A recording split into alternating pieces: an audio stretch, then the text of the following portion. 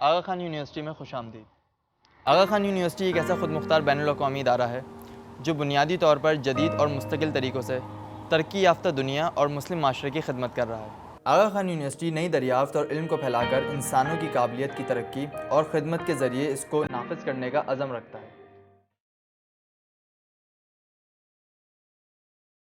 Clinical research کے معنی وہ تحقیقی کام جو انسان کی صحت کے متعلق ہو۔ اس میں مختلف بیماریوں کے اعداد و شمار، علاج، انسانی رویے اور لیبارٹری میں کی جانے والی تحقیق شامل ہے۔ ریسرچ نے طب کو نیا چہرہ دیا ہے۔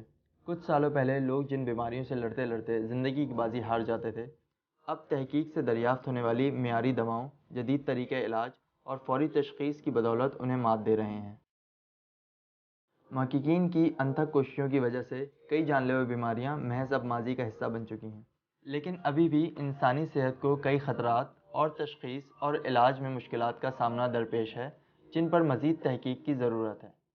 ہر نئی دریافت کے پیچھے سینکڑوں لوگوں کی محنت شامل ہوتی ہے۔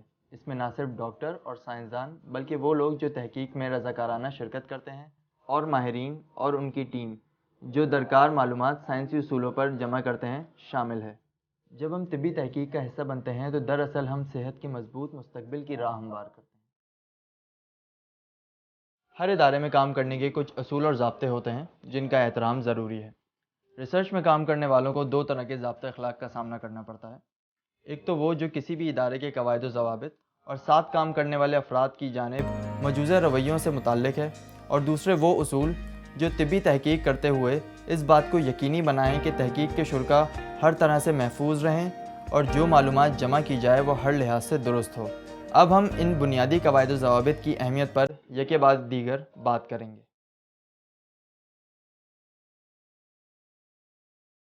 عالمی ادارہ صحت نے 1990 کی دہائی میں تحقیق کے تمام اصولوں پر مبنی ایک گائیڈ لائن بنا دی ہے جسے گڈ کلینکل پریکٹسز یا GCP کہتے ہیں۔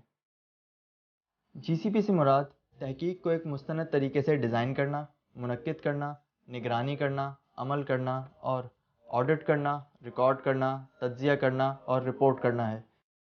GCP کی تعمیل کو یقینی بنانا ہر ایک کی ذمہ داری ہے، جن میں اسپانسرز، انویسٹیگیٹر، ERC یعنی ایتھیکل ریویو کمیٹی، تحقیق میں شامل doctor, nurses, coordinators, associates, assistant, data collector اور ڈیٹا مینجمنٹ ٹیم شامل ہے۔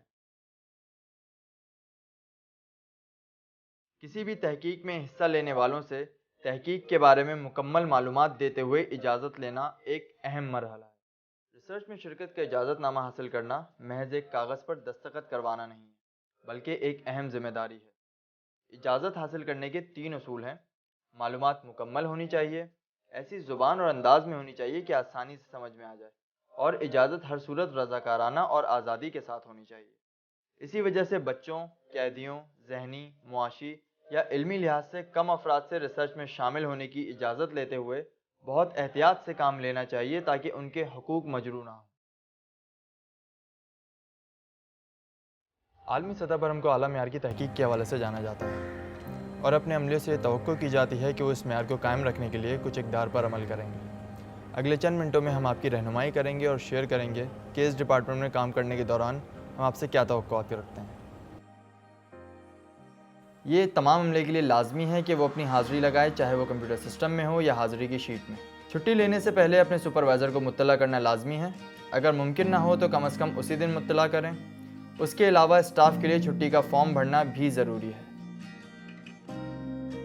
اسٹاف کے لیے ضروری ہے کہ وہ باقاعدہ تحریری طور پر اپنا استعفیٰ کے بارے میں مطلع کرے۔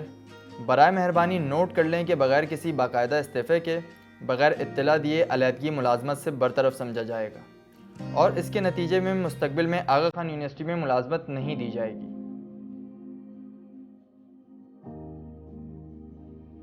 ایک پیشے ور لباس سب سے پہلے تاثر پیدا کرتا ہے۔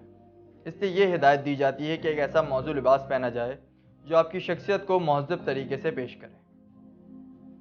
بچوں کے امراض کے شعبے میں ہوتے ہوئے ہمیں اس حقیقت پر فخر ہے کہ ہمارے ہاں آنے والے ہر مریض کو انتہائی عزت اور احترام دیا جاتا ہے۔ اس روایت کو قائم رکھتے ہوئے عملے سے توقع کی جاتی ہے کہ وہ بھی مریضوں کو ایسے ہی خوش آمدید کہیں گے۔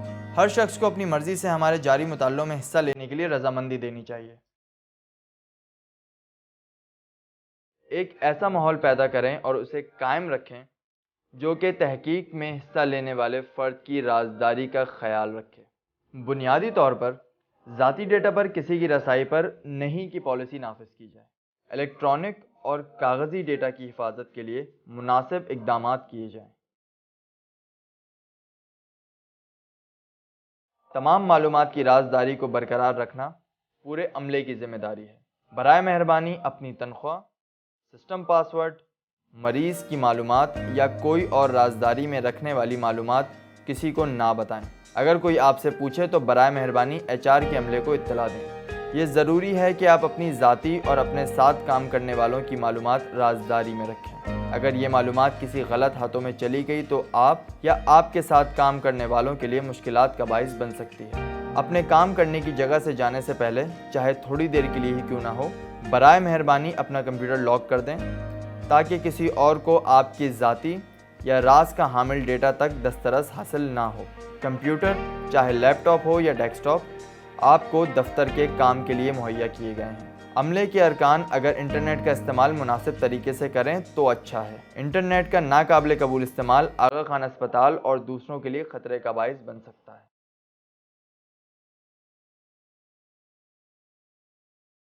ہر سطح پر ملازمین کے درمیان مناسب بات چیت کام کرنے کی جگہ پر تعاون کی فضا برقرار رکھنے کے لیے بہت ضروری ہے۔ کام کرنے کے دوران اس معیار کو برقرار رکھنے کے حوالے سے ہم توقع کرتے ہیں کہ آپ اپنے کام پر توجہ دیں گے اور اس ڈپارٹمنٹ کی ترقی میں حصہ لیں گے۔ ای میل پر بات چیت کے دوران ہمیشہ سادی زبان کا استعمال کریں جو کہ دوسروں کے لیے قابل فہم ہو۔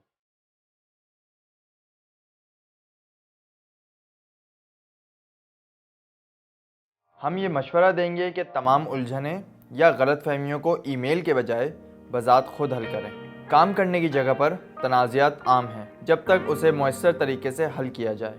یہ ذاتی اور پیشہ ورانہ ترقی کا باعث بن سکتے ہیں۔ لیب میں آنے والا ہر سیمپل انفیکشس سیمپل سمجھا جاتا ہے۔ ذاتی لباس کی جراثیم سے حفاظت کے لیے لیب کے حفاظتی کوٹ یا گاؤن پہننے کی تاکید کی جاتی ہے۔ اگر آپ کے بال لمبے ہیں تو انہیں پیچھے کر کے باندھ لیجئے۔ لیب میں کھلے ہوئے جوتے پہننے کی بھی اجازت نہیں۔ گلوز پہننے سے ہمیں حیاتیاتی آلودگی سے بچنے میں مدد ملتی ہے۔ نامناسب طریقے سے گلوز پہننے اور اتارنے سے آپ کو گلوز کے باہر سے ممکنہ جراثیم لگ سکتے ہیں۔ بیک میتھڈ پر عمل کرتے ہوئے آپ ممکنہ طور پر لگنے والے جراثیم کے خطرے کو نمایاں طور پر کم کرتے ہوئے گلوز اتار سکتے ہیں۔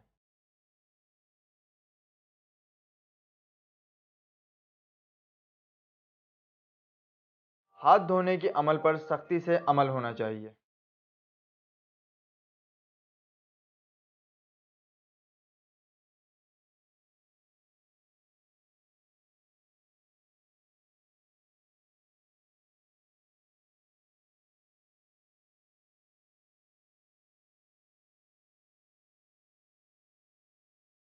لیب میں کام کرنے والے عملے کو بایو سیفٹی کیبنٹ میں کام کرنے کی مخصوص تربیت حاصل ہونی چاہیے۔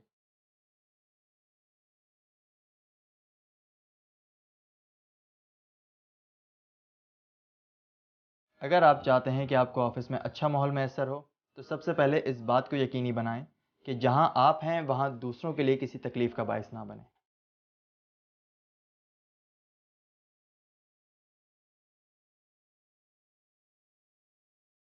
ہم امید کرتے ہیں کہ بتائے گئے تمام قواعد و ضوابط پر آپ عمل کریں گے۔ شکریہ۔